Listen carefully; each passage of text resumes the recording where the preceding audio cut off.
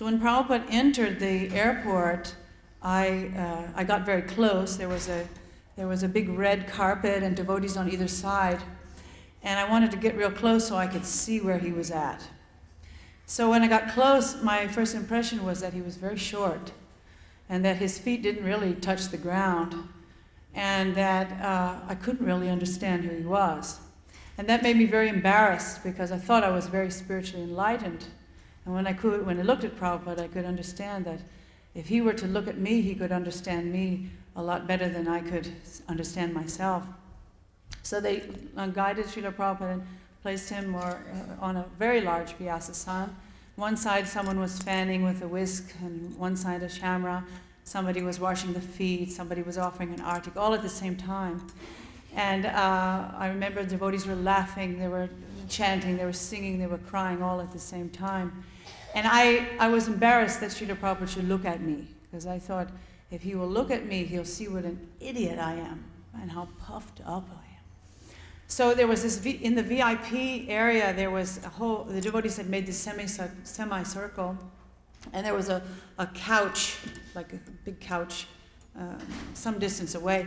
So I thought, well, if I get behind this couch, I can look at Prabhupada, and he won't be able to see me. So I got behind the couch, and I was looking over, just this much. And of course, that made it very obvious, the fact that I was crouched down behind this couch.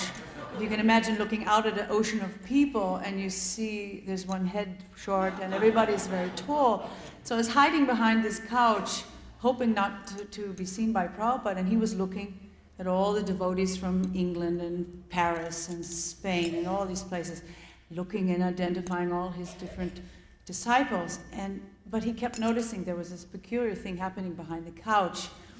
And I can imagine, as a public speaker, if you're looking out, you think, well, maybe there's a bomb, somebody with a bomb, or somebody who's going to it could be very suspicious that somebody's crouched behind a couch. So anyway, Prabhupada kept looking. The fact that I was crouched down, it meant that he was looking, and then he would look back at me, and then he would look again, and then he kept coming back, and it made me more obvious, although I was trying to hide myself. And every time Srila Prabhupada looked at me, I had a physical experience that my heart broke. It was like a burst of, I don't know what it was, but I felt absolutely humiliated by his glance. And I started to cry, and I'm sobbing and sobbing and sobbing, oceans and buckets of tears. And at the end of about 10 minutes, I felt so purified. I felt so clean and so rejuvenated. And it was my first experience of the glory of being humiliated by a pure devotee. I think another significant experience was when I went to India. I was sent to Vrindavan about a year and a half after I joined. And there was this surge of sannyas hype. Everybody was taking sannyas around 1975, 1976. And I remember Gargamuni, after he took sannyas, he came to Germany, and he was pointing around at my husband, who was 29 or something, and we'd been married for a year and a half. He said, oh, and you're too old, you should take sannyas immediately. So then I was shipped off to India to assist Hemavati, whose husband took sannyas very shortly after. I didn't know anything about, I was so new in the movement, I didn't know what it means, all this. So anyway, I know Prabhupada came, and he wanted, Hansudev said, yes, I'm determined I should take sannyas here at the Mayapur festival. And Prabhupada said, you cannot take sannyas unless your wife agrees. So he had this meeting, he called Hemavati to him, and he said, now you have to agree, wife must agree that husband should take sannyas. And so Hemavati would say, but I don't agree that my husband and we are advanced enough to take sannyas. So, but she said, if you give my husband sannyas, Srila Prabhupada, I will accept it. So Prabhupada said, no, you have to agree. You cannot just, I cannot do it. You must agree.